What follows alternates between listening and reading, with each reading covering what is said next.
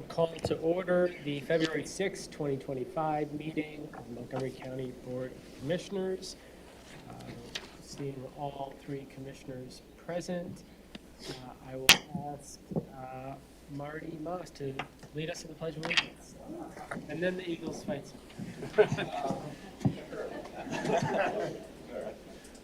allegiance to the flag of the United States of America and to the republic for which it stands, one nation, under God, indivisible, with liberty and justice for all. We'll do that.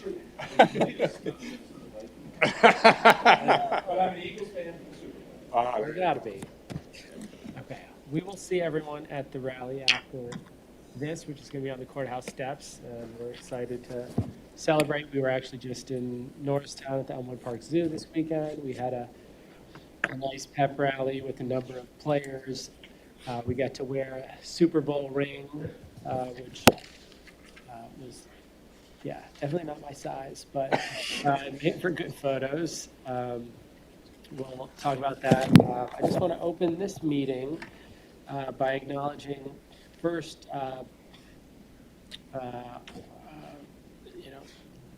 two really tragedies that hit close to home in the last few weeks. Sorry to shift so quickly, but I think it's important to recognize that there were former Monco residents in the plane collision of the commercial airliner in Washington and the helicopter, including at least one member of the Philadelphia Skating Club in Ardmore family, as well as other former Monco residents. The crash claimed the lives of 67 people, and it's really an unimaginable tragedy.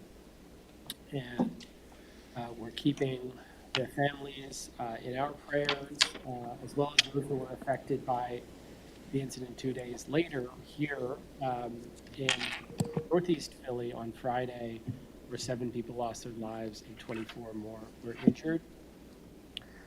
We are hoping for a full recovery for all of those who were injured, and again, are praying for those and their families. I think it's really important for us to recognize that so much of what we do in government is critical to everyday functions like helping planes get from one place to another, and that's true locally in different ways in terms of the funding that we administer across the board in our offices, whether it's in the civil and criminal justice system, in the Office of Public Health, Mental Health, Children and Youth. All of the services that we provide are absolutely critical, and sometimes people may not realize that until they're absent or not working the way they should. And last week, there was a freeze on federal funding. We did the analysis for Monco. There's over $140 million in federal funding that was frozen. Thankfully, thanks to advocacy as well as local government stepping up, that was rescinded. There are still, however, offices that are affected and are, at the very least, uncertain about the funding that they can get. I think part of what I hope that we can do as a county is fully tell the story of what that funding means, what it would mean for it to disappear, and how we can effectively advocate at the federal level for the resources that we know we need and we've relied on as a county. So, for example, our Office of Public Health is 95% funded by the federal government and serves tens of thousands of people every year. Our Early Learning Resource Center, which serves thousands of Monco families, 3,000 relies on the federal government for 50% of its funding. Office of Mental Health, which serves 60,000 people, utilizes $1.5 million in federal funding. Children and Youth, which serves 5,800 families, and over 10,000 people each year, receives $8.5 million in federal funding. There are many, many more projects, including roads and bridges, that hundreds of thousands of Montco residents rely on every day. So we're going to continue working with our departments as well as other community groups that rely on federal funding to make sure that we are prepared should there be changes or freezes or cuts that come, so that we can best adapt to those and also make the case to we have 3 members of Congress who represent Montgomery County or different parts of Montgomery County, and we'll be making the case to each of those on the critical resources that we need for our residents. I also want to recognize that February is Black History Month, and we're excited to take this opportunity to reflect on the many contributions that African Americans have made to our community here in Montco, and few organizations have been so integral to the Black experience in America as the NAACP. So today we're honored to be joined here by presidents of several local NAACP branches, and we're going to ask them to share a few words. But we have Maurice Davis, who's president of the Willow Grove NAACP. We have, thank you, Maurice, for being here. We have Brian Reese Turner, who's president of the Mainline NAACP. Dr. William Taylor, who is president of the Cheltenham NAACP, as well as Sheikh Anwar Mohammed, who's president of the Ambler NAACP, and I know was just recently elected to that a few weeks ago. So we're tremendously grateful for the work that you've done advocating for civil rights, protecting voting rights, access to health care, empowering the next generation of leaders, and being critical members of our community who advocate for equity and justice for all. So your partnership is essential to us in the work that we do as a county, and I invite you to please join us and share any remarks you have at the podium about the work that you're doing, about the importance of Black History Month, anything that you'd like to share before we present you with a commendation.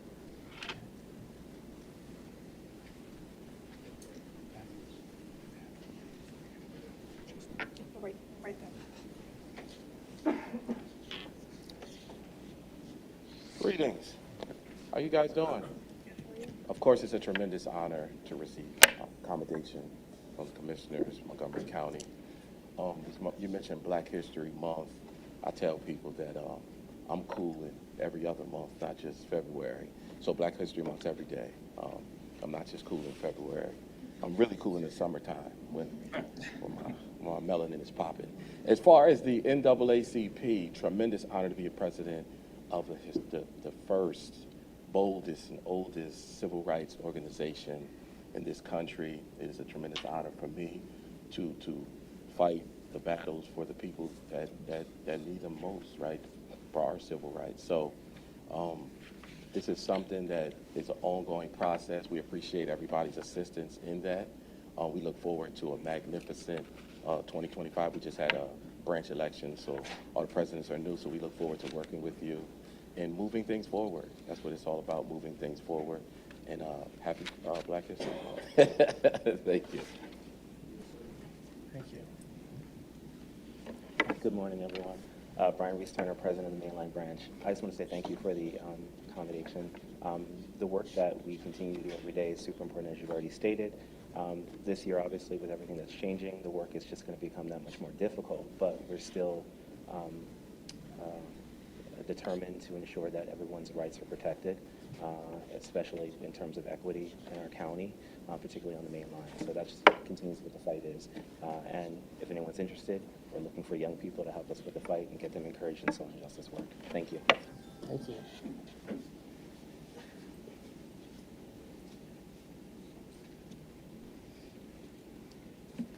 Greetings, and thank you for keeping us on your radar. I'm Dr. Taylor from the Cheltenham area branch of the NAACP, and I would like to give a couple of shout-outs to some organizations that we are in partnership with, and that would be Communities That Care, Community Heroes, and Communities for Change, and also the Montgomery County Advisory Council for the Philadelphia Human Relations Commission. I would think as a cluster, as it relates to the NAACP and the various branches, that every morning we get up with a thought in mind, what are we going to speak out about today? You cease to exist if you do not speak out about things that matter. And there are a lot of things that matter at this point in time in terms of the climate of our nation. So I'm going to leave you with that thought. You need to speak out about something that is going on. It may not be in your life, but it may not be in somebody else's life. It may be somebody that you know, or it may be somebody that you don't know. But each and every one of us are being affected about what is going on in our atmosphere. Thank you for your time. Thank you. Good morning. My official is Maurice, but I oftentimes go by Tony, my nickname, since my dad's name was Maurice. And it's got a confusion would arise when anybody called the house and asked for Maurice. I gave the phone to Dad. And so I'm also a retiree, Montgomery County Community College, and I started doing Black History Facts and Quotes 30 years ago at the college, and I put them out for the entire campus. It got so good that many of my colleagues who look more like this room than me would send me things to send out. It's a travesty to be going through what we're talking about in this nation, coming from those that want to change what's going on, when people really want to figure out more how we are alike than not alike. And so I'll kind of leave you with that. I just want to let everybody also know that I'm on the board of advisory for Abramson Cancer Center at University of Pennsylvania, and I'm on the 2050 Planning Committee. So if folks need information regarding cancers and whatnot, or want to send me information of your results, et cetera, they're gathering them. That's a phenomenal group at the University of Pennsylvania. Thank you for this opportunity, and I'm looking forward to us starting our meetings again with the commissioners through the NAACP. We used to meet monthly, so let's get this popping. Thank you. Great, thank you. So why don't you all come up and we'll present a commendation. Do you want to make any comments? Go ahead. I realize that no one is here for the knowledge time in Dublin. Of course, go ahead. Go ahead. Sure. Good morning, all. I am the interim president because we haven't got an election done yet, so I just want to stand in as the. My name is Teresa Van Paris, and I am an implant from the Caribbean, but I'm here. I just want to say thank you for what you've done for the county, and we appreciate you being here with us also. Thank you for your support. Thank you. Thank you. Would you like to make any comments now? Or okay, so we'll wait. But why don't you come up so that we can present you with the commendations.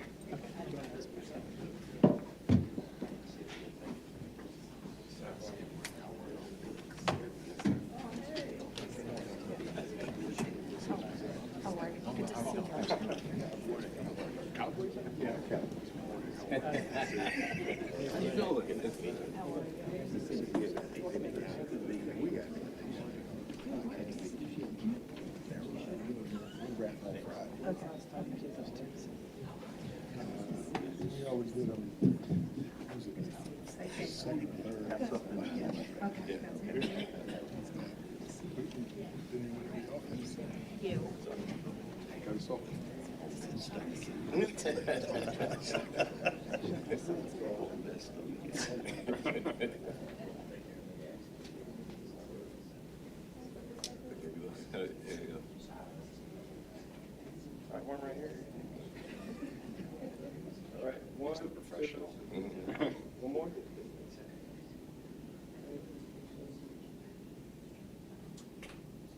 One, two. Thank you. Got it. Got it. Thank you. Here, maybe let me just. Okay.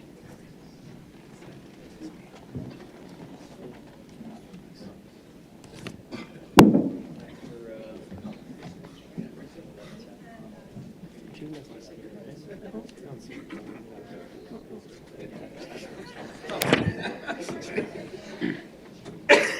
wants a seat back, sorry. I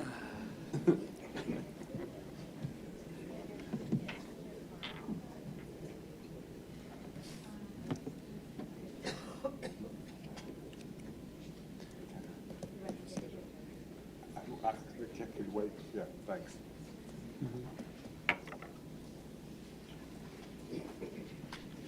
So, in the spirit of our commitment to civil rights, I wanted to address some of the conversation that has been happening around DEI and explain a little bit about why I supported last meeting the expansion of our efforts around diversity, equity, and inclusion, and why that's so important. And I think the leaders here know it better than anyone in terms of civil rights. That's really the heart of what DEI is. And I think, unfortunately, there's a sense out there that it is somehow at odds with the idea of merit. And the facts and the data that I've seen have all shown the opposite, which is that our efforts at being more inclusive, at ensuring that we represent every community in the county, ensuring that when we make decisions about hiring or how we run a major organization like a county government, that by ensuring that we have inclusive practices, we're achieving the excellence and bringing on the most qualified people that we possibly could. So when we think about what DEI means for the county, it can be something as simple as having a disability accommodation to ensure that someone with a disability is able to access either the same services or work in our workplace and offer all the talents they have. It can mean that someone who is in pregnancy, is having a child, is not discriminated against, is given instead actually support through paid leave and other initiatives that we have been proud to enact at this county across the board to ensure that we're recruiting the most talented people and also accommodating things that are just part of everyday life that allow us to be more inclusive.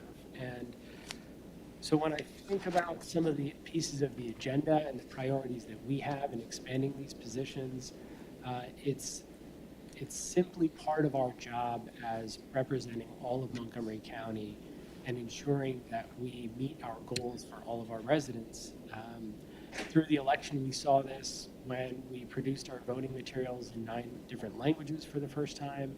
That was for people who are citizens, who have every right to vote, who simply are our neighbors and haven't had government work in a way that was most accessible to them. So when we have these debates and conversations about what inclusion means, I hope we think about the fact that we're simply opening up government to more people, more residents, and the services that we are supposed to provide and are mandated to do so. So that's been the priority for me, and I remain committed to that work. Before I turn it over to my fellow commissioners for opening comments, I'll just say that next week we'll have a conversation about where we've been the last year as a county and some of the plans and initiatives that we hope to embark on this year. We're going to have a State of the County event Tuesday, February 18th at the Community College at 10 a.m. It's an opportunity for us to come together and talk about some of the key priorities that this board has held and will continue in the year to come. So with that, I will turn it over to Commissioner Winder. And Good morning, everyone. Thanks for braving the weather to be with us today. So I'll start my comments off just to take a moment of reflection for the last couple of weeks. I want to talk a little bit about, in a similar vein to the diversity, equity, inclusion efforts that have been under attack nationally, and then I want to talk about the work that we continue to do, especially in celebration of Black History Month. So what I realized, as I spend so much time on social media and watching the news is that DEI is clearly misunderstood. At its core, DEI is about opportunity. It ensures that every person, regardless of background, has the access to the same resources, support, and pathways that help us become successful. It's not about excluding anyone. It's about expanding the table so that everyone has a seat. Yet DEI has become a misrepresented concept, especially in the last couple of weeks, often framed as divisive, when in reality, it's about fairness and belonging. Some believe it prioritizes one group over another, but the truth is that when we remove barriers and create a level playing field, everyone in our community benefits. So I want to talk about who benefits from DEI. People of color, like me, ensuring fair opportunities in employment, education, and leadership. Women, addressing gender disparities in pay, career advancement, and representation. People with disabilities, improving accessibility and accommodations in workplaces and public spaces. LGBTQ plus individuals, creating inclusive environments where people can be their most authentic selves. Veterans, supporting career transitions and mental health services. Older adults, combating age discrimination and ensuring access to resources. Religious minorities, protecting against discrimination and fostering understanding. Rural and low-income communities, expanding access to education, healthcare, and economic opportunities. Here in Montgomery County, our commitment to DEI is not about checking a box. It's about building stronger communities, workplaces, and institutions where people feel valued and empowered. It's about recognizing disparities, addressing them with intention, and ensuring that no one, I mean no one, is left behind. We must continue to have these conversations, push past the misconception, not be complicit, and remain committed to the work of equity. Because a county that works for everyone is a county that truly thrives. I want to thank the NAACP representatives for coming here today, and we will get those meetings back on the calendar. And thank you for your work that you do in our communities every single day, not just during Black History Month. At our last Board of Commissioners meeting, I mentioned some of the reasons why we acknowledge February as Black History Month. We celebrate the contributions and achievements of Black leaders throughout this country's history because these leaders fought for and advocated for basic civil rights that were not historically available to all of us. The right to vote, the right to housing, the right to be paid for their labor and to be paid a fair wage, the right to public education, the right to congregate, the right to be served at a lunch counter, the right to swim in a public pool, the right to take a seat on a bus. Tuesday, February 4th was Rosa Parks' birthday. We remember her role in the Montgomery, Alabama bus boycott. Her acts of peaceful disobedience against an unfair system almost bankrupted the bus company, ultimately ending segregation on the public buses and propelled the nation's civil rights movement. It's also worth noting that Black Americans made up 75% of bus ridership in Montgomery, Alabama at that time. On Wednesdays throughout this month, the county is hosting virtual events to reflect on this year's national theme, African Americans and labor. So Rosa Parks is just one of the many sheroes that we'll celebrate during this month. But I want you to join our amazing events throughout the month of February, and we'll end the month with a celebration in person on Wednesday, February 26th. It will include performing arts and lunch. I'd like to also take a moment to honor those who took time out of their busy schedules, our talented Black History Month committee, for their work putting together this month's event. And I'm going to call out some of our staff, Terrence Barnes from our recovery office, Robert Cartier from our Planning Commission, Charles Clark from HHS, Shanita Fields from HHS, Laura Gonzalez from HHS, Anna Goodman from HHS, Mila Hayes is also at HHS. We've got a good team over there. The Honorable Hakeem Jones from our district court, Juanita Robinson from HHS, Sonia Sanders from our sheriff's office, Naomi Winchester from security, and Tanisha Williams from HHS. Thank you all for taking the time to put together a really great program, and we appreciate your efforts despite these times in continuing to bring these events to life. Next up, Neil and I had the opportunity to attend Governor Josh Shapiro's third budget address at the Commonwealth, in the Commonwealth. We want to commend the governor for listening to communities across Pennsylvania and prioritizing funding initiatives that will address some of our most pressing needs right here in Montgomery County.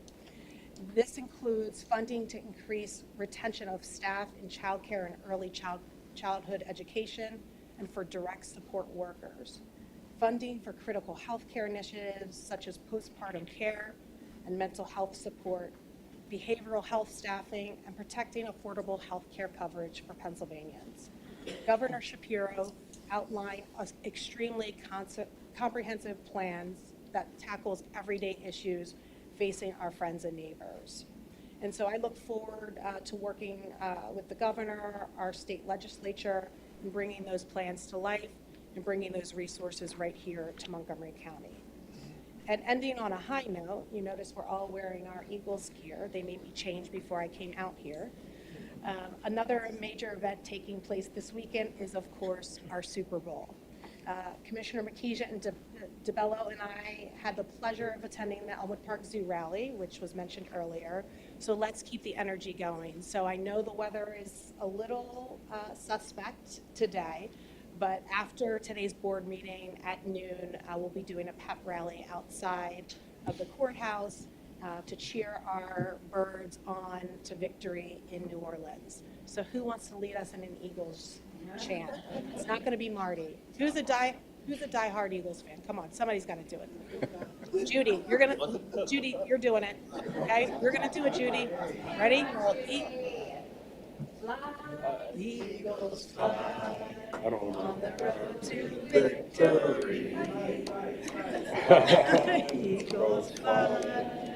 For the count, 1, 2, 3. Hit 'em low. We need more energy. Come on. Watch the eagles fly. Fly, eagles fly. On the road to victory. Eagles. All right, nice work. I need to learn all the words. All right, turn it over to Commissioner. I'll just apologize. I just want to note for everyone on Zoom, I did mute my microphone intentionally. So. You muted it? That's cheating. Well, Judy, the red in your cheeks goes with your sweater. That's tough to follow, Commissioner Wagner. I think I put my back on. First, I want to thank our representatives here from the NAACP this morning. I've had the opportunity to meet some so far across the county, and I look forward to have the pleasure of meeting everyone. And I too would like to see us re-engage and have those meetings, monthly or whatever it may be. So I think that would be great, and I want to thank you for being here this morning. I think the service, what you're providing in your communities, is extremely important, and we want to be able to see that continue, moving forward as well. So thank you for everything that you're doing. As mentioned, we did have multiple plane crashes. One is very upsetting, two is really upsetting. I mean, they're all really upsetting, don't get me wrong, and it's unfortunate that the loss of life is so tragic, and we want to keep those families affected in our thoughts and prayers. I want to commend all of the first responders and community members who rushed to the scene to help. We're always amazed by what they do. A lot of us run away from danger, but our first responders are ready to go, and they will rush towards the dangers that await them, with fires and whatever accidents may occur. And in this instance, jumping into the Potomac River which is right above freezing, and they, all the first responders were engaged in recovery efforts for days, in that cold, frigid waters. So they dedicate their lives for helping us, and we should always continually appreciate everything that they do, and always remember to thank our first responders at any opportunity, because they many times are unsung heroes, and we got to make sure that we show and demonstrate our love for them and our support. And we're working hard to increase our recruitment of EMS personnel in the county. So there's always opportunity for you to take that very rewarding step towards what I believe is an awesome career. And I look for good things in the future for our EMS personnel. So also, I just want to mention that for those that may know, I sit on the SRPRA board. That's the board that's looking at running the rail project, re-gauging and having a rail project from Reading to Philadelphia. And it's not sure where it's going to go over the years, but we're actually, as a committee, working really hard. And of all of the projects across the country that are looking at transportation and rail projects like this, the committee itself, we're out in front, and we're in some instances setting the tone to get the federal funding that's necessary to put that rail project in place. I was elected last week to serve as the board vice chair, and our own planning commissioner director, Scott France, will also continue his role as secretary. He does an amazing job. So I'm excited for Scott to continue on that project. So we are making good progress, and there'll be more updates coming. Also, Valentine's Day is next Friday. I hope everyone has some exciting plans lined up for their Valentine's Day. I'm sure that guys and gals will be out buying those last-minute box of candy or roses or whatever it may be. I know that I always like to wait till the last possible moment to buy something, but I'm sure hopefully it'll be a beautiful Friday, unlike our rainy, icy, cold day today. But we look forward to everyone having an enjoyable Valentine's Day. Quick historical tidbit: February birdstone is the amethyst is because of Saint Valentine wore that amethyst ring during his time as a priest in Rome in the 3rd century. So I like these little tidbits of information. What else we got here? So President's Day is also February 17th. County offices will be closed. So take that day to, unfortunately, be after Valentine's Day, so you can't use that day to get a Valentine's gift. But the holiday serves as federal recognition of the birthdays of George Washington, Abraham Lincoln, as well as all our other presidents, past and present. So that's February 17th, and I just meant to remember the county offices will be closed. And I also want to throw out a farewell to our own Matt Edmond. Matt has been our Assistant Director of Transportation and Long Range Planning. Served Montgomery County for over 20 years. Matt started with the Planning Commission in 2004 as a transportation planner, and for the past 10 years, he's managed the Planning Commission transportation section. Over the time, he's been instrumental in a number of major projects. Matt created the Bike Uncle Plan and implemented that project. He drafted the first aviation policy plan for Montgomery County last year. He implemented the Turnpike Interchange Corridor Reinvestment Project with municipal partners from Norristown and Willow Grove. He created the Monco Pikes Study, which is a vision plan for the 6th largest county-owned roadways. He led the County Transportation Grant Program from 2018 to 2023. Matt created the county's complete streets policy, which still informs county road projects and planning today. And he also completed the Lafayette Street Extension Project and has recently led the Ridge Pike Improvement Project, which was just finished in the first segment this year. Matt has had a huge impact on the county and his involvement on so many of the transportation projects that had been funded and many, many more that are currently underway or in the queue for funding.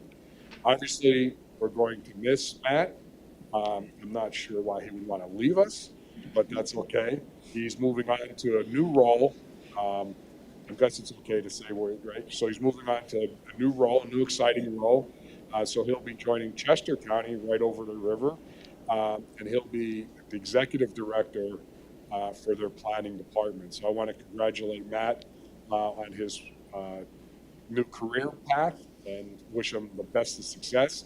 And we want to thank you for all your hard work over the 20 plus years in Montgomery County. I know that you're all the planning, all the different initiatives that I was at over this last year, you're a staple out there with these, infrastructure improvements and these transportation projects, and you're going to certainly be missed. But I'm sure we'll be talking plenty when you're over in Chester County. So again, thank you for all your hard work.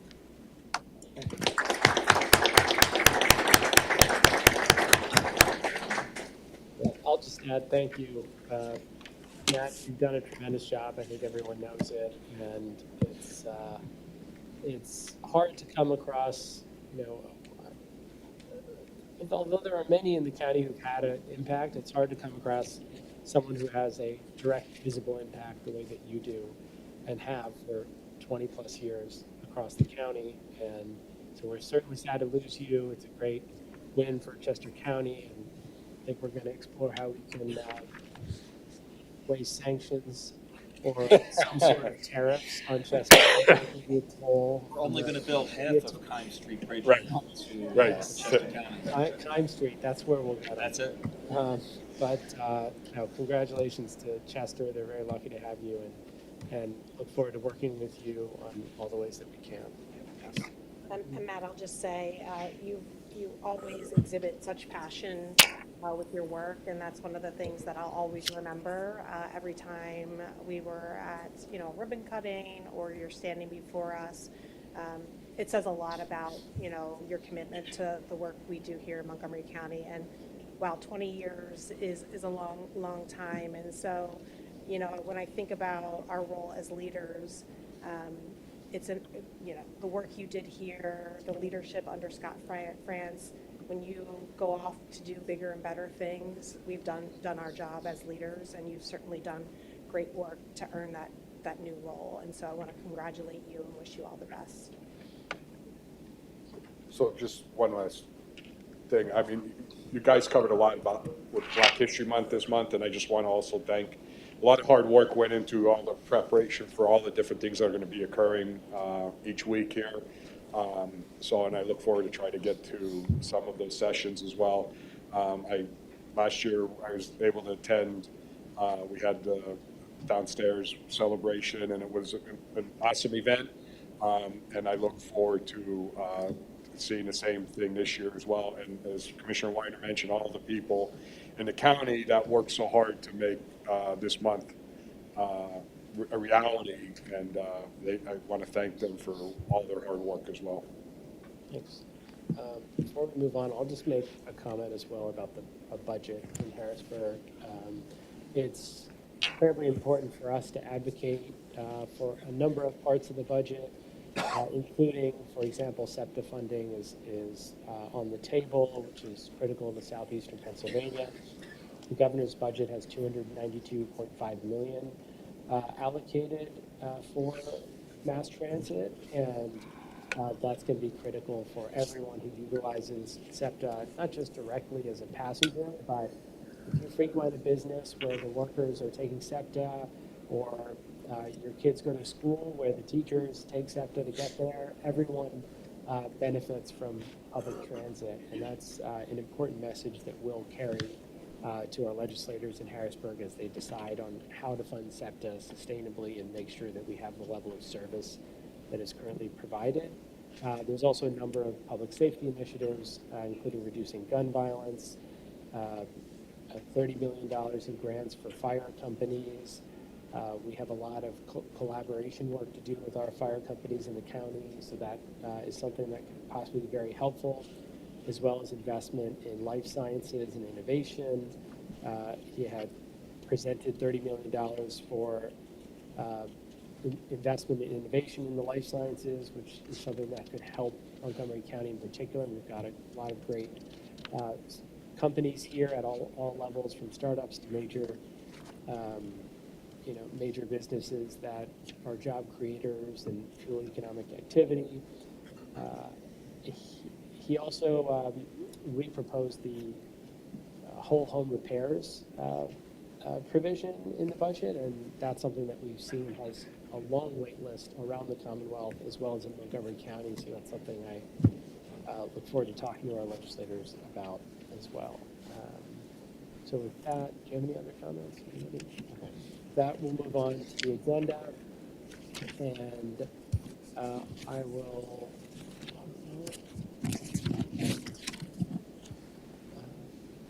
bring on, we don't have any minutes to approve yet, or I'll bring on actually an announcement first on Heart Health Month with Cassidy Bowen from HHS. There we go, okay. Hi everyone, can you hear me okay? Yeah. And then I just need the pulled up, please. How's everyone doing today? Good, how are you? I'm good, thank you. I apologize for not being there in person. I live about an hour away out towards Lancaster, and we had a little bit of snow in it, so thank you for letting me zoom in virtually. Can everyone see the screen okay and hear me okay? Yes, we can. Awesome. All right, so my name is Cassidy Bowen. I am one of the community health educators for Montgomery County Office of Public Health, and thank you for letting me be here today. I'm here to talk to you about American Heart Month, which is a nationwide observance that happens every February to raise awareness about heart disease and its impact on public health. And here at the county, we want to use this month as an opportunity to educate our residents about the importance of heart health and ways that we can prevent heart disease. Next slide, please. So unfortunately, heart disease is the #1 cause of death for both men and women in the United States, claiming more than 700,000 lives annually. As you can see from this list, there are a few different modifiable risk factors that can increase your risk for cardiovascular disease, otherwise known as heart disease. So having high blood pressure, high cholesterol, kidney disease, consuming an unhealthy diet, which we'll touch upon on the next slide, leading a sedentary lifestyle, being overweight or obese, and then consuming high amounts of tobacco or alcohol. There's also some non-modifiable risk factors that can also increase your risk. So family history, genetics play a part. Age, the older you are, the more at risk you are for developing heart disease. And then certain racial and ethnic groups are more at risk, which would include African American, Hispanic American, and Native American populations. Next slide, please. So despite its prevalence, heart disease is largely preventable through making healthy lifestyle choices. So what can we do? The first thing is eat a healthy diet. So just looking at this picture, you can see we want to try to eat a rainbow of different fruits and vegetables. So aiming for our high fiber foods, foods that are high in vitamins and minerals, our whole grains, choosing low fat dairy products, lean meats and lean proteins. And then we also do want to be consuming small amounts of healthy fats. So those would be unsaturated fats, which are things like canola oil, sunflower oil, and olive oil. And then we do want to be limiting our intake of saturated and trans fats, cholesterol, sodium, added sugar, and then again be limiting our alcohol consumption as well. Next, we want to be aiming for at least 150 minutes of moderate physical activity each week. 150 minutes may seem like a lot at first, but remember you can break that number up throughout the week. And moderate just means that we're getting our heart rate going, when we're doing that activity. We next want to be quitting tobacco products completely if possible. We want to be knowing our risks and getting regularly screened with our healthcare provider. So getting your blood pressure checked every time you go to your doctor's office, and then getting your cholesterol checked as well, which you can do with a blood test. In addition to these behaviors, we also want to be trying our best to manage stress. So practicing mindfulness, meditating, reading, whatever you can do to manage your stress, and then trying to get enough sleep during the night. That's going to vary person to person, but the general recommendation is about 6 to 8 hours per night. Next slide, please.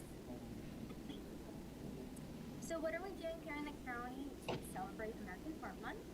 The first thing is we're doing some social media campaigns, so be on the lookout for some various education that's going out throughout the month on our various social media platforms about heart disease, how to prevent it. I also encourage everyone, whether you're in the office or working from home, to wear red tomorrow. Friday, February 7th is National Wear Red Day. And it's just a way to raise awareness and show your support to fight the fight against heart disease. As you can see, I'm wearing red. Don't tell anyone. I'll probably wear this sweater again tomorrow just to partake in the celebration. And next slide.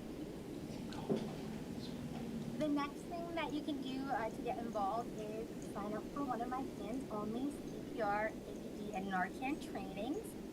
So this is offered through our Office of Public Health for county employees. I offer classes on the third Wednesdays of the month at DeKalb Center, Norristown, or 1430 DeKalb Street. So if you are the QR code on the left-hand side of the screen. If you are a Montco resident looking to get your certification, I offer classes on the first Tuesday of the month at the same location, DeKalb Center, Norristown. And then if you're a Montco business or organization, I also do group trainings upon request. For both of those, you can fill out the QR code on the right side of the screen. The trainings themselves are free, but it does cost $24 per person to get their certification e-card from the American Heart Association, and then that certification is valid for 2 years. Next slide, please. And then finally, I invite everyone to come out to our American Heart Month celebration. So the Office of Public Health is collaborating with the Coroner's Office on Wednesday, February 19th from 5:30 to 6:30 p.m. at the brand new Coroner's Office. So if you have not been, it's a beautiful location. We're going to be doing a heart healthy cooking demo, heart health presentations. Myself and Dr. Lorraine will be presenting there. And then we'll also be doing free blood pressure screenings at the end of the event. We'll have some different resources to hand out. Registration is required, so if you're interested, fill out the QR code on the right side of the screen. Unfortunately, you'll see the message at the bottom. We have had our first 10 attendees register to get their Wawa gift cards, but we still invite everyone to attend. But that is everything, so thank you so much for your time today. I encourage everyone to celebrate American Heart Month by prioritizing your health and just spreading awareness to make a positive impact on our community. Thank you. Great. Thank you so much. Any questions, comments? Okay. Thank you so much for all your work, Cassidy. We will move on to public comment. Is there any public comment?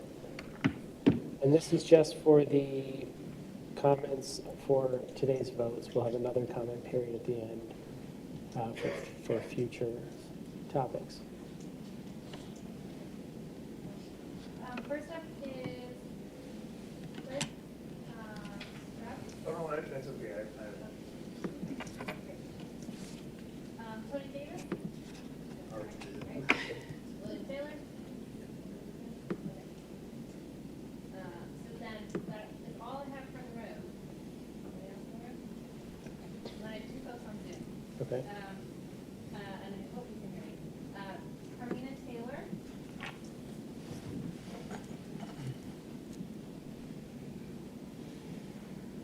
Good morning. Can you hear me? Yes, you can. Hello? Yes, we can hear you, and this is for public comment on today's votes. And then we'll have another period for general. But go ahead if it's. Just the votes, or I would like to comment on your commendations and the need for civil rights and what it really Yeah, that'll be at the second period. So All right. we'll come I'm back to here you to then. approve. Thank you. Okay. So the next up was Adrian Seltzer. Okay. Adrian, is your comment for the today's votes or for general, what's your votes? No, they're for afterwards. I was just looking for the agenda. Okay. Okay, sorry. No worries. We'll come back to you. Okay, so I'm going to move on with today's agenda, and we'll start with the approval of minutes. Is there a motion to approve the minutes of December 19th, 2024, and January 23rd, 2025? So moved. So moved by Commissioner DeBello. Is there a second? Seconded by Commissioner Wilder. Any board comment? All in favor? Aye. Aye. Aye. The motion is approved. Minutes are approved. Ask Maureen Calder to raise a resolution regarding the authorization of TEFRA approval for ACT's retirement life communities. Go ahead. Thank you. Good morning. The Tax Equity and Fiscal Responsibility Act of 1982 is a federal law that requires public approval of tax-exempt financing for certain types of bonds. According to the Internal Revenue Code, this approval is in the form of a public hearing held by the issuer after a TEFRA notice is published. The hearing gives the public the opportunity to comment on the proposed bond issuance. We had recently received a request for approval of a TEFRA from the Montgomery County Industrial Development Authority. If approved, the IDA would issue up to $108 million in bonds to finance improvements to facilities at ACT's retirement life communities in Bucks as well as Montgomery counties. The types of improvements include renovations and upgrades to residential living units, healthcare centers, and common areas, technology advancement, and added memory care and assisted living units. Pursuant to the Internal Revenue Code, the public hearing was held by the IDA on January 22nd, 2025. There were no public comments, and the IDA approved the project and the issuance of the bonds for the project. The Internal Revenue Code also requires that the chief elected official of the governmental unit that performed the IDA and the governmental unit having jurisdiction over the area in which a portion of the project is located approve the project, and therefore the IDA has asked this board to approve the project as outlined in the resolution, and the approval would in no way obligate Montgomery County with respect to the project. Okay, thank you. Any questions? Okay, seeing none, is there a motion to approve resolution number 1 as described by Ms. Maureen Calder? So moved. Moved by Commissioner DeBello. Is there a second? Seconded by Commissioner Winder. Is there any board comment? All in favor? Aye. Aye. Motion passes. Thank you. So moving on, we have a number of appointments to the Montgomery County Workforce Development Board as described on Exhibit G2. Is there a motion to approve Resolution 2 as described on Exhibit G2? So moved. So moved by Commissioner DeBello. Is there a second? Second that. Seconded by Commissioner Winder. Is there any board comment? All in favor? Aye. Aye. The motion passes. So moving on to Commissioners' appointments to the Montgomery County Local Emergency Planning Committee. Is there a motion to approve resolution number 3 as described on Exhibit G3? So moved. Moved by Commissioner DeBello. Is there a second? I'll second it. Seconded by Commissioner Winder. Any board comment? All in favor? Aye. Aye. Motion passes. Moving on to Commissioners' appointments to the Board of Managers at the Youth Center. Is there a motion to approve resolution number 4 as described on Exhibit G4? So moved. Moved by Commissioner Winder. Is there a second? Second. Seconded by Commissioner DeBello. Any board comment? All in favor? Aye. Aye. Motion passes. Next, we'll hear from Marty Moss on our personnel list.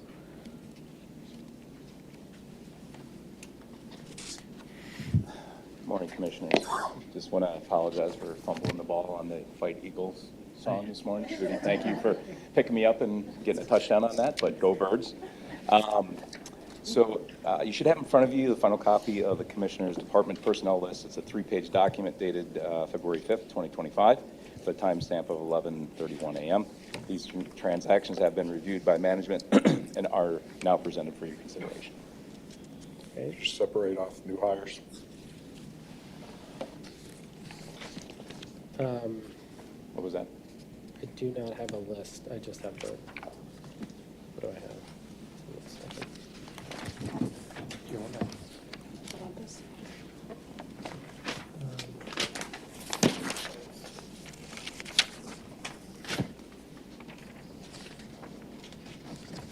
So, It's just the top section.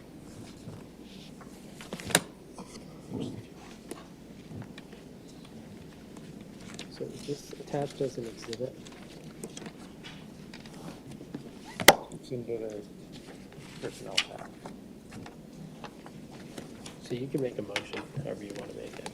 Okay, I motion on the personnel list to approve sections other and off-role positions that have been identified in the report. There's a motion to approve sections other and off-roll for the personnel list. Is there a second? I'll second that. Seconded by Commissioner Winder. Any board comment? All in favor? Aye. Aye, motion passes. Is there a motion to approve new hires on the personnel list as presented by Marty Moss? So moved. I'll second it. Any board comment? Want to separate this off. I'm not going to call out any one individual, but there's stuff on there I don't support. Okay. I will have a comment, which is that we have listed number of important positions, one of which is our Director of Immigrant Affairs. I'm absolutely thrilled that we have recruited, really, I mean that because she has a critical role right now, Nellie Jimenez Arevalo, and she's someone who's the executive director currently of an organization in Norristown, Oklahoma. I see some nodding heads for those who know her. An extraordinary leader in the community, served as CEO for 9 years of an organization that I think started with a $500,000 budget and 5 or 7 staff when she was first executive director, to now one that has an $8 million budget and 75 staff, provides critical services from childcare, healthcare, maternal health clinics, English as a second language courses.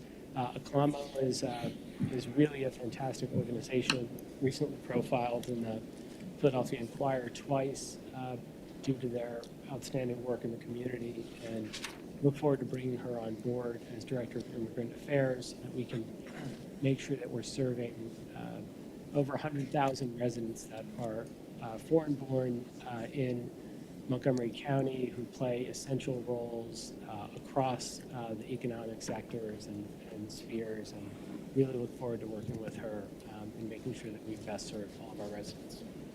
Any comments? And I would say I'm equally excited to have Nellie join the team. I've known Nellie for some time now, and her work in the Norristown community, and she's done amazing things to really grow Oklahoma's footprint in the Latino community, and has really put some nice programming together to ensure that that community feels supported. And, I'll just say that this office, really serves as a critical resource to help connect immigrants with the services that we have throughout Montgomery County. And I just want to highlight, Montgomery County thrives because of, the immigrants that are proud to call Montgomery County home. I oftentimes think of When I was a kid, we had exchange students from Montella, Italy, stay with us. And Montella is the sister city of Norristown. And a lot of Italian immigrants immigrated from Montella to Norristown to plant roots. And so we are a community of immigrants, whether you came here 100 years ago or you came here 2 years ago. And so I'm excited that Nellie will be able to create a vision for how we support immigrants in this community. Great. So moving to a vote, all in favor? Aye. Aye. Any opposed? No. Nay. Motion passes. And so moving to an advertisement of bids and RFPs under Exhibit A. I'll make a motion to approve the advertisement bids and RFPs for Montgomery County on attached Exhibit A. Is there a second? Second thought. Any board comment? All in favor? Aye. Aye. Aye, sorry. Aye, motion passes. Moving on to awards of contract. We have a number of contracts here. I want to cite, I'll cite one after we make the motion. Is there a motion to approve contract awards, amendments, and renewals for Montgomery County on attached Exhibit B? So moved. Moved by Commissioner Wider. Is there a second? Second. Second by Commissioner DeBello. I want to note that there's a playground investment here in Green Lane Park, and it's really exciting. The current playground's been there for 20 years. It was built in 2000, but we're going to make it better than ever and also more accessible. So this is going to be inclusive, wheelchair accessible, have many different elements that are accessible, whether someone has visual impairment or any other accessibility needs that this team has very thoughtfully investigated and looked into what is best practice and is going to be something that I think many people enjoy. Green Lane is a really great park that the county has operated, and I look forward to approving that project. Anyone have any other comments? Well, I think that the comments on the playground is good because it's also going to include, I don't know if you mentioned or not, but it's also going to include the sensory type equipment as well. So I think it's out of Green Lane, I think it'll be very well received in our community. Great. All right, with that, we'll move to a vote. All in favor? Aye. Aye. Motion passes. Okay, so with that, we'll move to awards of contract for the Southeast PA Regional Task Force under Exhibit C. Is there a motion to approve the contracts, awards, amendments, and renewals for the Southeast PA Regional Task Force under attached Exhibit C? So moved. Moved by Commissioner Winder, seconded by Commissioner DeBello. Any board comment? All in favor? Aye. Aye. Motion passes. With that, we'll move to public comment, and this is for any topics that are germane to county business so that we could consider going forward in the future. First up is Doug Bauer.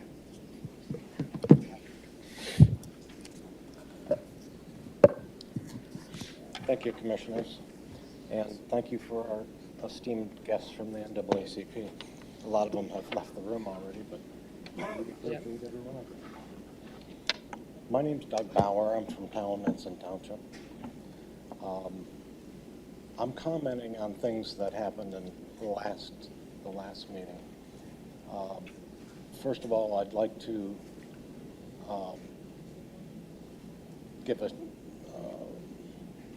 some thoughts to the DEI discussion earlier today in here. When we use the term DEI, just remember what it means. Instead of saying DEI, say diversity, inclusion, and equity, or whatever order you want to. That means more than just saying DEI. I think DEI just bounces right off of people. But when you say equity, inclusion, diversity, then they know what you're talking about. Anyway, so last meeting, there was some discussion about sovereign citizenship and sovereign county. We've been through this 3 times in my lifetime. 70s, this cropped up. In the middle of the 80s, it cropped up. I thought it was all dead and buried.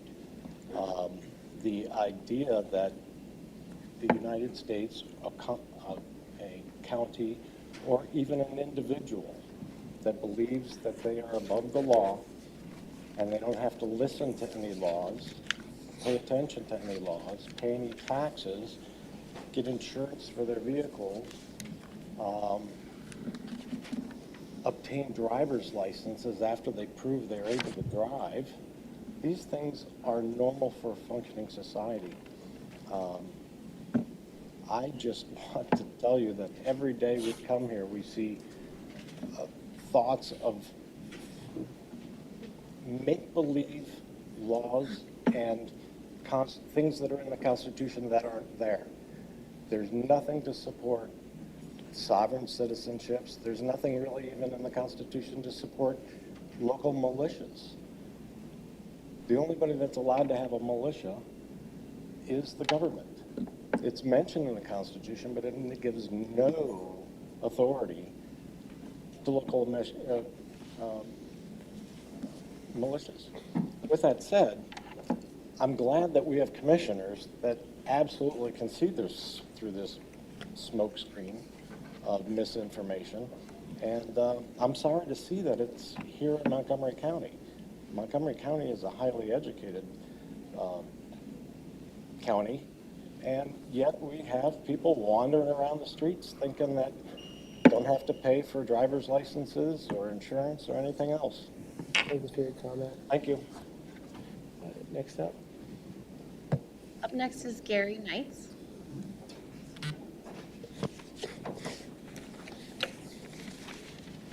Good morning, everybody. Today I want to talk about what diversity, equity, and inclusion really means and why it must be for everyone, including white men who feel left behind. That I'm saying this during Black History Month does not mean that I don't support it. I really do. DEI is about fairness. It's about ensuring that no one, no matter their race, age, gender, background, or circumstances, gets overlooked in the pursuit of opportunity. Yet in today's America, too many young white men are struggling. They're falling behind in education, in the workforce, and in mental health. Many feel like they've been forgotten, dismissed as privileged, when their lived reality tells a different story. So we need to ensure that they are and feel included. Ignoring this problem isn't just unfair, it's dangerous. When people feel abandoned, resentment grows, and we see this in Lower Providence, where I live.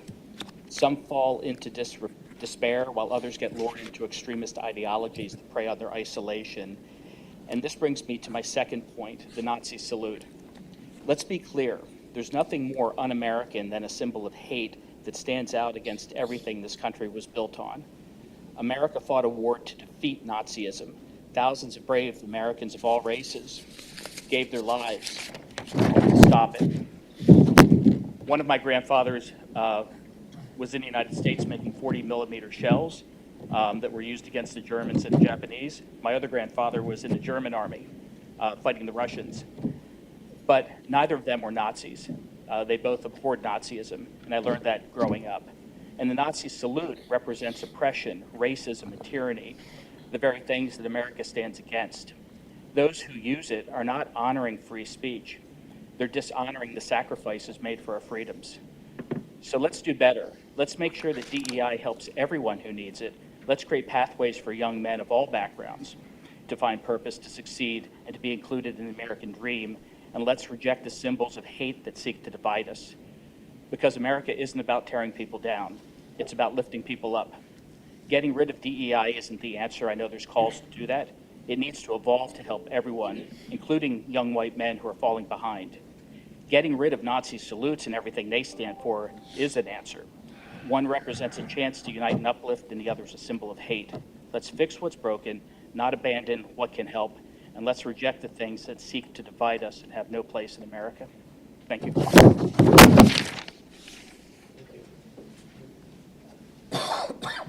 Up next is Chris Brady. Is that me? Yes, I think so. Rock. Brock. Yeah, sorry, my handwriting is terrible. Sorry, hi, kind of my old notes here. I just have a comment about DEI. Anytime something goes wrong, I have to hear about DEI. They lowered standards, that's why this happened. No one ever can point to the standard that's been lowered, though, because the people that really hate DEI don't really care about standards.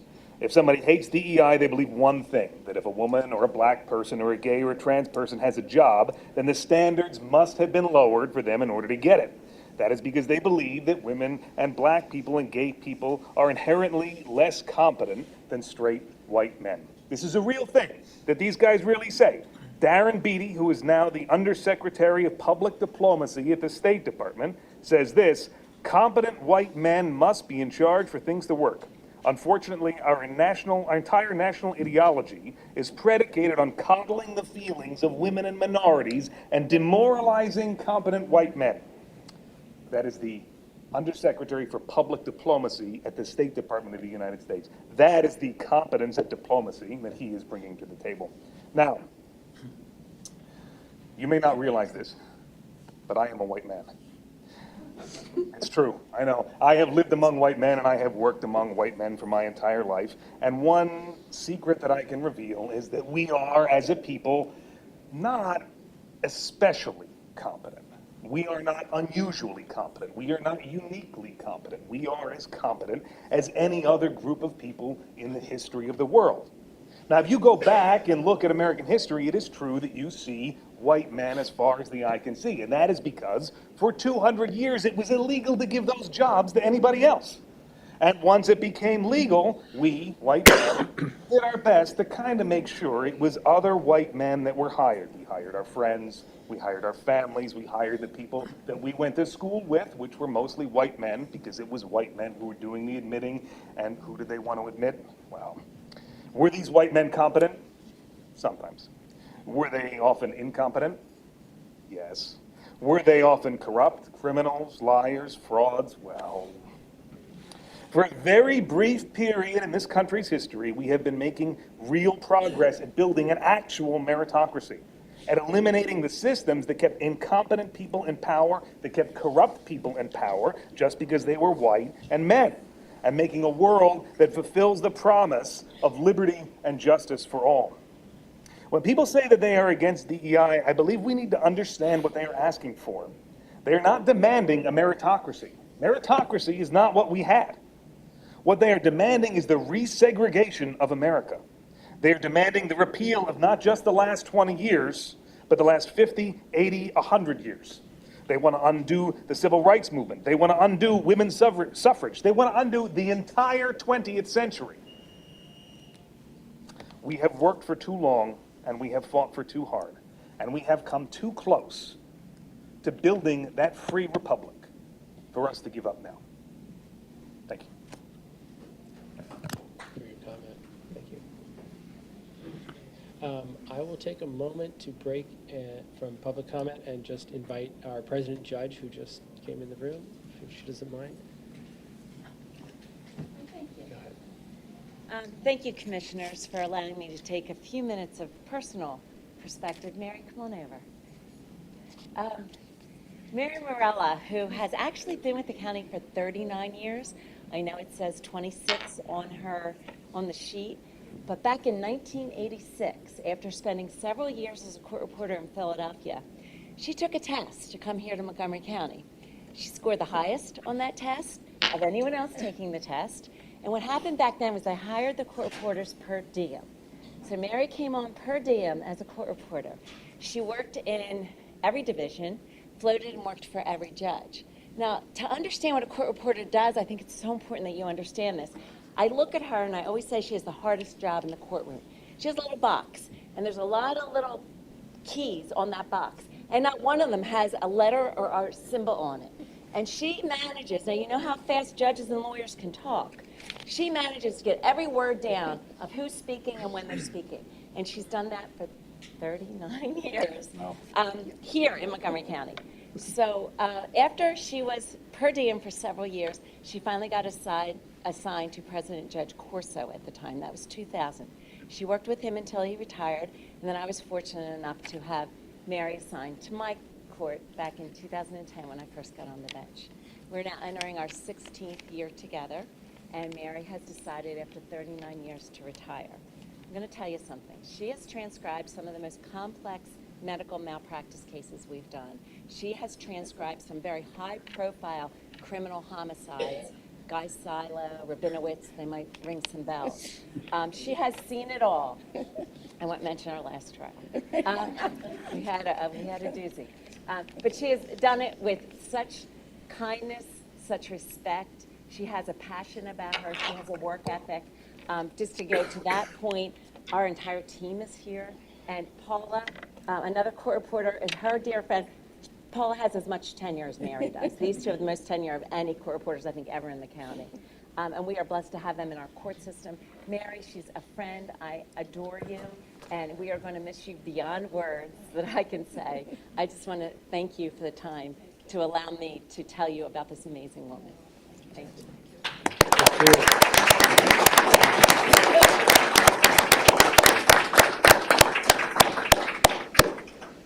Would you like to say anything? I just want to say thank you to the commissioners, amazing Judge Carluccio, Judge Corso, our lovely staff who I dearly love.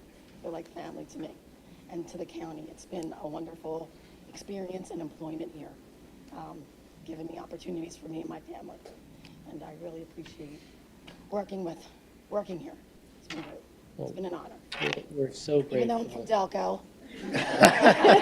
Delco strong. No, I worked here for 39 years, so it's wonderful. Well, we're so grateful to have had you for this time, and I was born in 1986. I had to say, right? Everybody is just.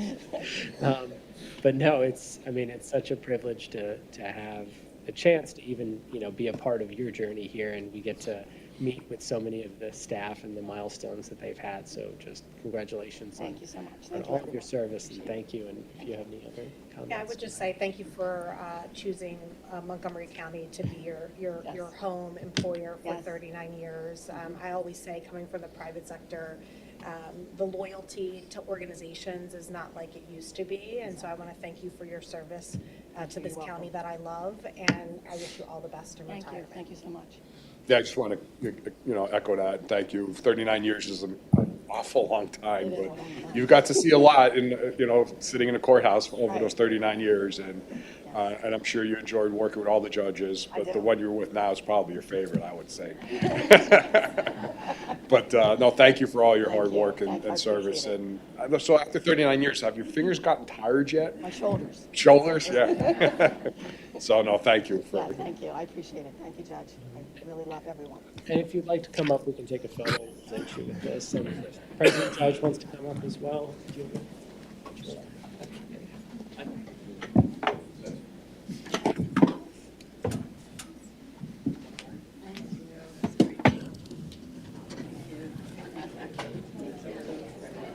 Congratulations.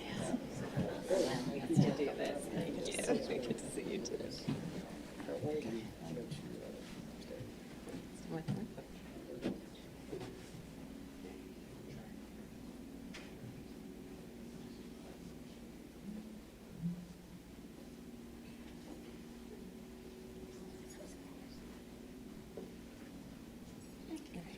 I did want to thank my dear friend Paula, who's been with me for 39 years. And she's still going. She's now our chief court reporter. So thank you, Paula. Thank you, Paula. Thank you. I know. Actually, 38. Can I get an E-H-E-L-E? Yeah.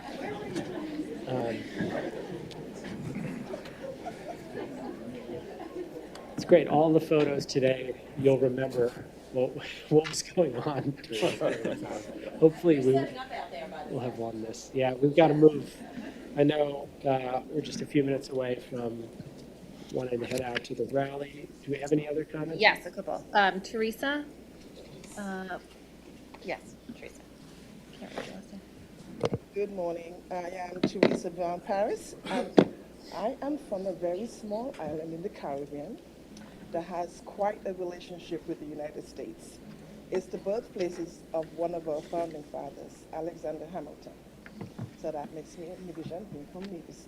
And I just rise to say how grateful I am of this position that's been new here, this newly formed position. I want to extend my greatest gratitude for the creation of the position of Director of Immigrant Affairs. This new role represents a significant step forward in ensuring the voices and needs of immigrants are heard and prioritized. It's a meaningful commitment to fostering a community where diversity is celebrated and everyone has a chance to contribute and thrive. Thank you for your leadership and for championing initiatives that make a difference in the lives of so many. I am excited to see this position will positively impact our community, and I'm hopeful for the inclusive future we are building together. Thank you. Thank you. Up next on Zoom would be Carmina Taylor.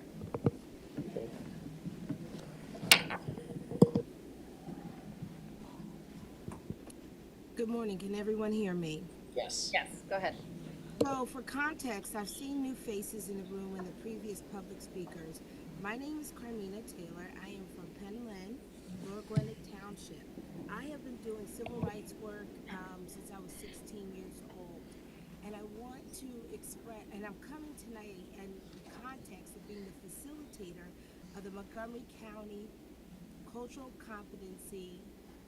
Cultural Proficiency and Equity Student Ambassadors Program. I have been doing this work for 5 years, anchored out of Cheltenham in 9 different school districts in Montgomery County. I'd like to just make a note that to accommodate civil rights leaders in the county is a very serious thing. And I am imploring on the leadership of this county to take the time to find out more about the civil rights efforts that are being done in all the branches in Montgomery County. Now that the federal government is dismantling the Civil Rights Department, or the Civil Rights Office of Department of Education, where civil rights becomes relevant in Montgomery County now and has always been relevant, are on the achievement gap disparities in our school district. So I'm going to provide the three of you the 2021 Children's First PCCY report on the achievement gap in Montgomery County. You will see the achievement gap disparities between white and Hispanic students, black and Hispanic students versus white students in the county, and it breaks down all the school districts. What I think is the greatest thing that we need to pay attention to, and you guys supporting the leadership, are all of the disparities that are occurring in our school systems, and families are having a hard time navigating the nuances. And we have a great deal of rogue school board leadership across the county that's not addressing the needs of marginalized families and students. So I just wanted to take a point, when you talk about Black History Month, I hope that all those branch presidents will invite the communities and the communities outside of their jurisdiction to their Black history programs, to the civil rights work that they're doing, because I'm suspect of all of that. And I think there's a very serious problem that we have now with this escalated conversation about DEI. We need to highlight the diversity that's in Montgomery County. We need to highlight the fact that educational equity is not existing in our school districts, and there are children and high school students suffering from not feeling like they belong in their school community. So that's inclusion, making sure we include everyone. It's not necessarily about race.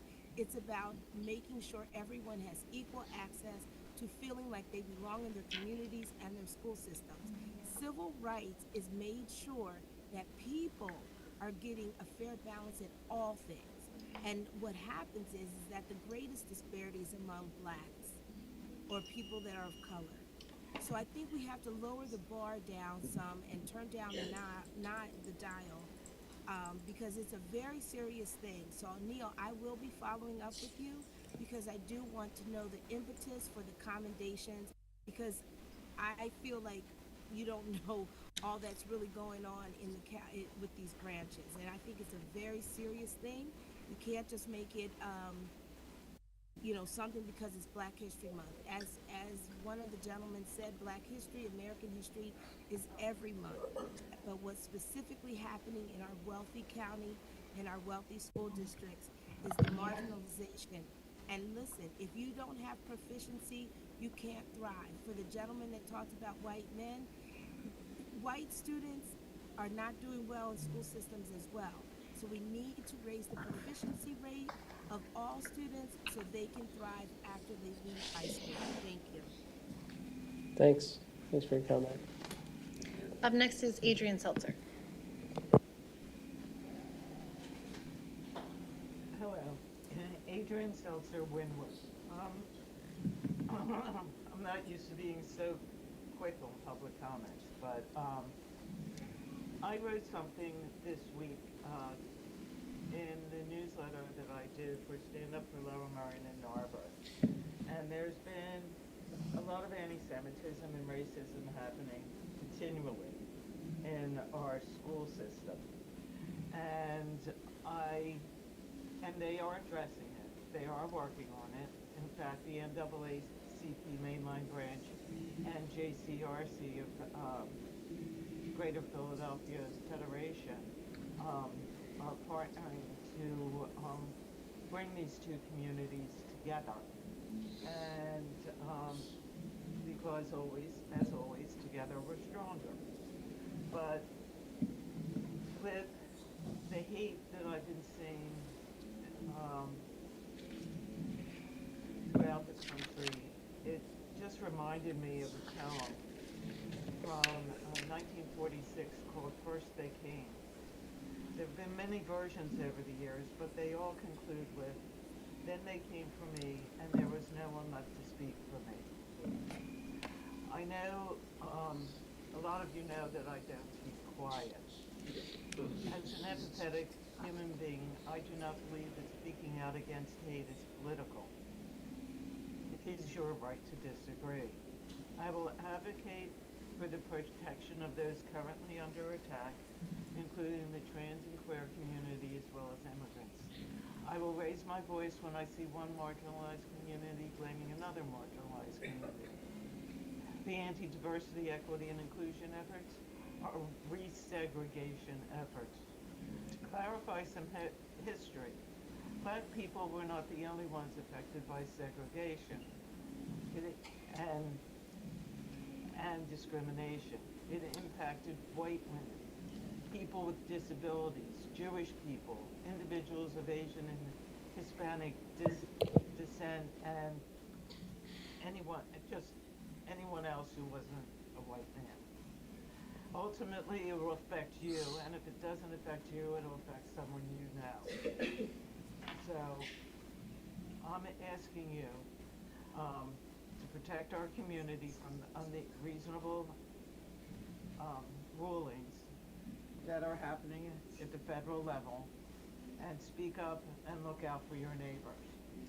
I thank you. Thank you. Up next is Kofi Osai.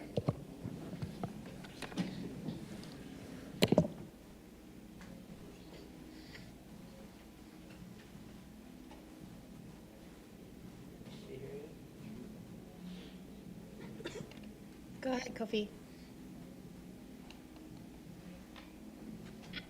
He's unmuted, but we can't hear you.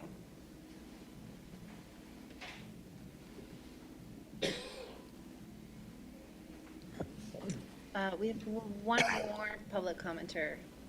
So we're trying to call on Kofi. I don't know. Yes, and he did unmute. Can you hear me? Yes, now we can hear you. All right. Yeah, my name is Kofi Ose, and I'm also elected township supervisor in Taliesin. I believe in the freedom of expression, particularly the right to petition the government for redress of grievance as given in the First Amendment.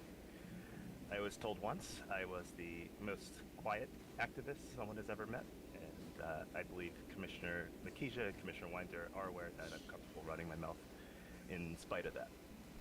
The rest of this comment is towards Commissioner DeBello. Freedom of expression is a pretty unique right in this country. To give the opposing argument, celebrating Nazi imagery is largely illegal in Germany. As we talk about Black History Month, it could be argued that we didn't finish Reconstruction from the Civil War in the same way Germany did from World War II because of this freedom. I like some of the more explicit framing of these rights in the Pennsylvania Constitution. that all of us elected officials took an oath to support, obey, and defend. Article 1, Section 7 reads, in part, the free communication of thoughts and opinions is one of the invaluable rights of man, and every citizen may speak freely, write, and print on any subject, being responsible for the abuse of that liberty. I'm aware that Commissioner DeBello liked one of my former colleagues' Facebook post defending her video. I'm done asking Republican elected officials and leadership for condemnations. It's too late, so my request to Commissioner DeBello is to do it right now. Mimic my former colleague's video right now. Use your freedom of expression to explain the joke.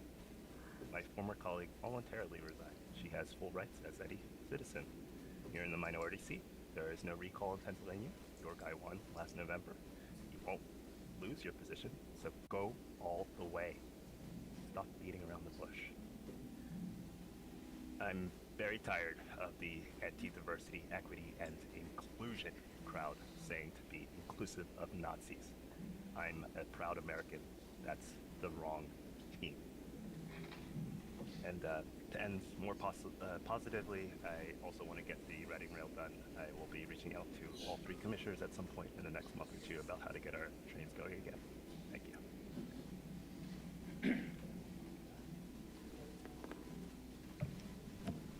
Any other comments? Final public commenter is Cliff Butekofer. Hello, can you hear me? Yes.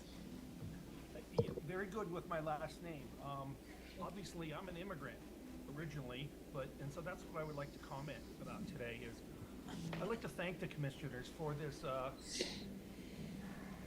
newly created Immigration Affairs Office.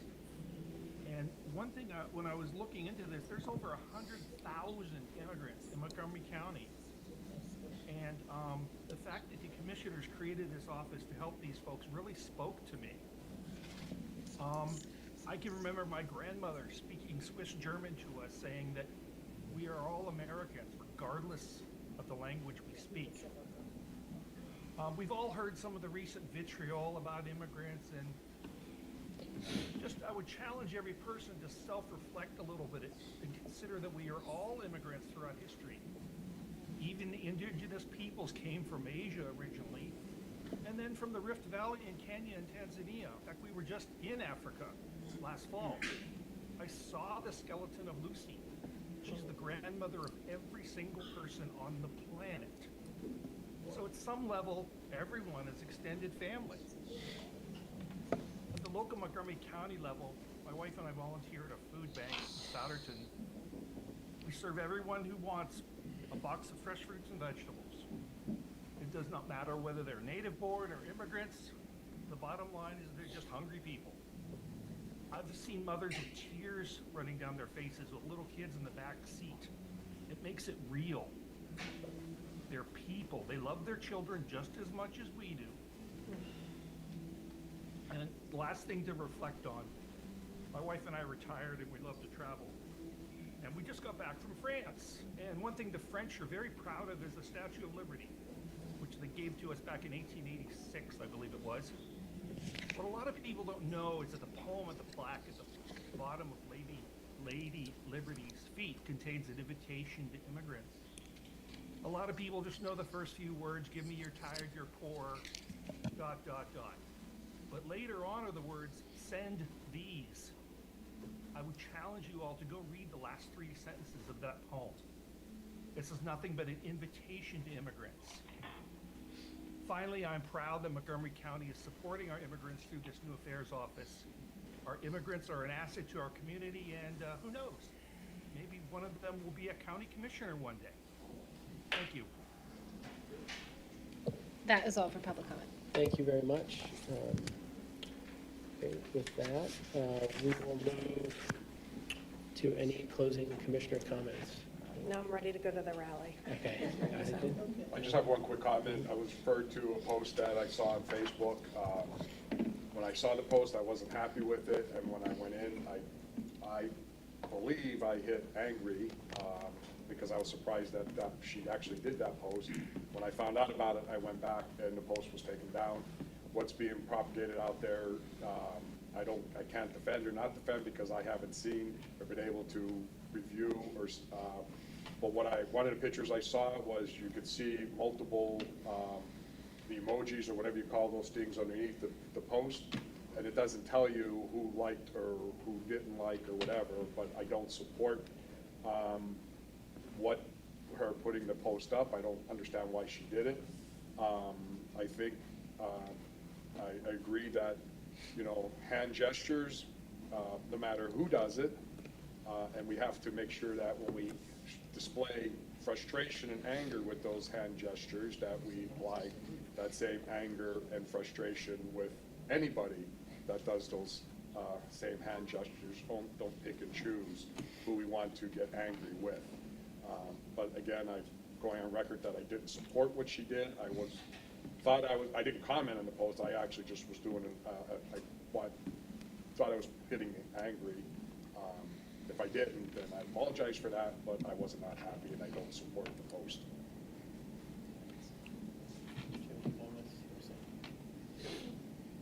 I do have a comment. I just want to applaud our friends and neighbors in Talmenson. When you're feeling kind of overwhelmed by what's happening at the federal level, local communities, local electeds can really make a difference. And what Laura Smith did in Talmenson was horrible. And I'm proud to see colleagues and community members standing up against what she did. And when people speak out, we hold people accountable. So let's keep doing that.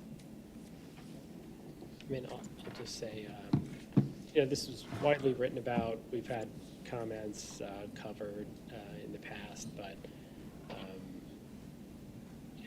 I think it was fairly clear what, not even fairly clear. It was completely clear in terms of what the gesture, now former supervisor, was making, was online.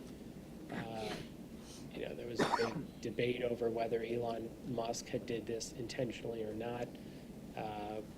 People can have that debate and have a conversation, but once that happened, it was very clear what Laura Smith was doing and was making light of, and I think it's abhorrent, and we all know what gesture she was making and what it means and what feelings it would evoke, and she did the right thing by resigning. Unfortunately, I think there's still an opportunity for her to fully explain why, and I generally am not one to immediately call on people to resign for one thing, but there still hasn't really been an understanding or an explanation from her. And perhaps she doesn't know anyone, if she doesn't sit in any position of public trust, but I think that's something that we must call on and ask for, because, I think an explanation is owed to many of our residents who rightfully took great offense to that. With that, I'll move on. But we're going to move on to salary board briefly before we turn over to go across the street. So upcoming meeting dates, our next meeting will be Thursday, February 20th, 2025 at 10 a.m. In the boardroom. And as I said, we'll have a state of the county on February 18th, Tuesday. With that, I'll make a motion to adjourn the February 6th meeting of the Montgomery County Board of Commissioners. Is there a second? I'll second that. Seconded by Commissioner DeBella. Any board comment? All in favor? Aye. Aye.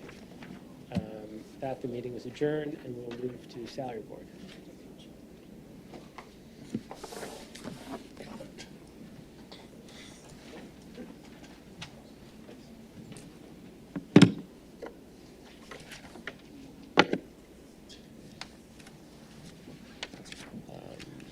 Is there any public comment for salary board?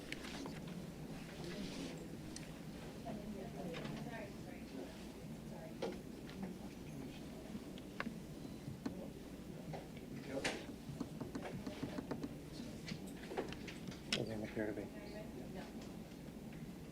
Hi. Good afternoon, salary board members. You should have in front of you the final copy of the salary board list. The list consists of new positions, new hires, other transactions, and a listing of employees going off roll. It's a 4-page document dated February 5th, 2025, with a timestamp of 11:31 a.m. All transactions have been reviewed by management and are now presented for consideration. Okay, is there a motion to approve the February 6, 2025 salary board presentation as given by Mr. Marty Moss? So moved. So moved by acting controller? Acting controller? Or- Still acting control for probably one more day. One more day. So moved by acting controller Tom Landauer. Is there a second? I'll second that. Seconded by Commissioner Winder. Is there any board comment? All in favor? Aye. Aye. Any opposed? One opposed. Commissioner DeBello. Motion passes. Okay, Thank you. Thank you. All right, with that, I will make a motion to adjourn the February 6, 2025 meeting of the Montgomery County Salary Board. Is there a second? Second. Second. Any board comment? All in favor? Does to stop? No. Aye. Okay, meeting is adjourned. Thank you.